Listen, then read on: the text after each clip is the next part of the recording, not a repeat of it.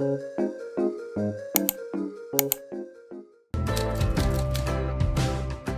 my God.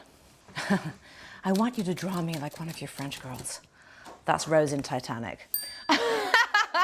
Jack, I want you to draw me like one of your French girls. People don't particularly quote lines from Titanic to me, but people will almost always tell me about their experience of seeing Titanic for the first time. With the re-releases of Titanic that have existed over the years, there's a whole other generation of young people who are now loving that film, and it's the gift that keeps giving, you know, and it's obviously informed so much of my entire career. So I just feel enormous gratitude for all of it. This is hilarious. I love this game. If being crazy means living life as if it matters, then I don't care if we're completely insane. Was that the character of Sarah in Little Children? Okay, hold on, let me try again. It's definitely an American accent. Oh, it's Rose in Titanic again. Oh. Oh my God, so it's Revolutionary Road. Did I really say that line in Revolutionary Road? If being crazy means living life as if it matters, then I don't care if we're completely insane.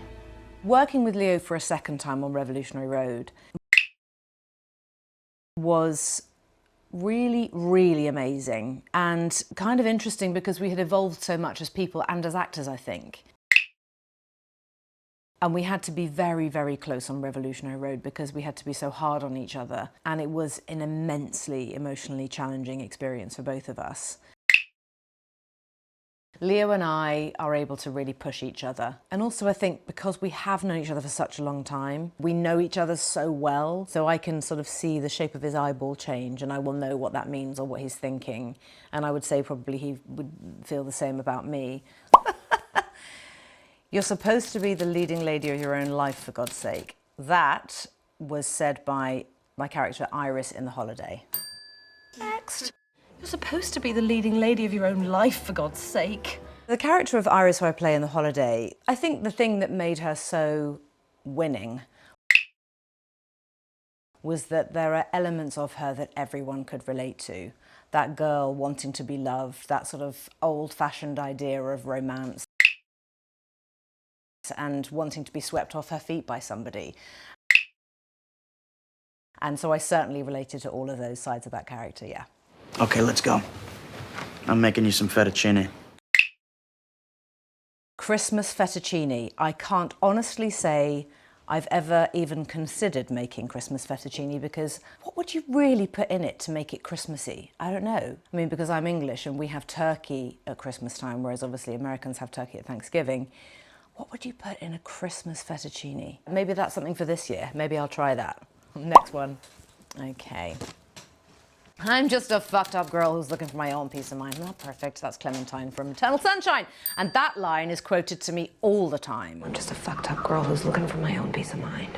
I'm not perfect. I actually saw someone on a subway who had it tattooed on the outside of their forearm. So, and people put it on t-shirts, everything. So that has actually strangely become really quite a famous line, in my life anyway, because people say it to me a lot. My two older children, Mia and Joe, when they were in their teenage years, they and their friends very much discovered Eternal Sunshine and the soundtrack in particular. And so I would hear their friends saying these lines all the time. And I was like, God, I kind of didn't anticipate that would happen. Because my son Joe wasn't even born when we made the film, and Mia was only 2. So yeah, that's become quite a key line in my life, actually. This is a fun game. I'm liking this. She was my spirit sister. That is Ronal in Avatar 2. She was my spirit sister. I was a huge fan of the first movie. It really took my breath away. Just not only the technology, but the performances, Zoe and Sam. And I thought the underlying themes connected to climate change and the destruction that man is having on the natural world, I found that to be incredibly powerful in the first film. And so when Jim approached me and asked me to be in the second one, I was just thrilled. I mean, I just didn't think twice. I've always been very comfortable in water, love being in water, on the water, underwater. I can hold my breath for 7 minutes and 15 seconds. You don't have the power to upset me. You don't matter enough to upset me. Ah, who have I played who would say something so terrible? It must be Is it my character I played last year in The Regime? Hannah Schmidt said that? Oh yeah, okay, yeah. Clever, well done. God, how funny.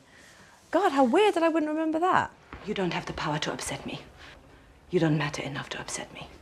Being in films that are recognised enough that nominations happen for things, that in and of itself is an experience, because you really don't go into making a movie with that in your mind at all. All you're thinking is, oh God, please don't let me fuck this up. And actually to win an Academy Award for that film, which was extremely difficult for me, it was a very rewarding feeling.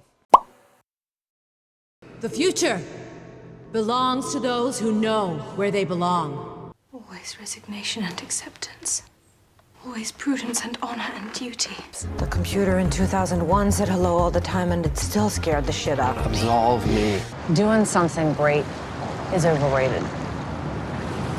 Because then people expect that from you. The best people have bad chests and bone diseases. It's all frightfully romantic.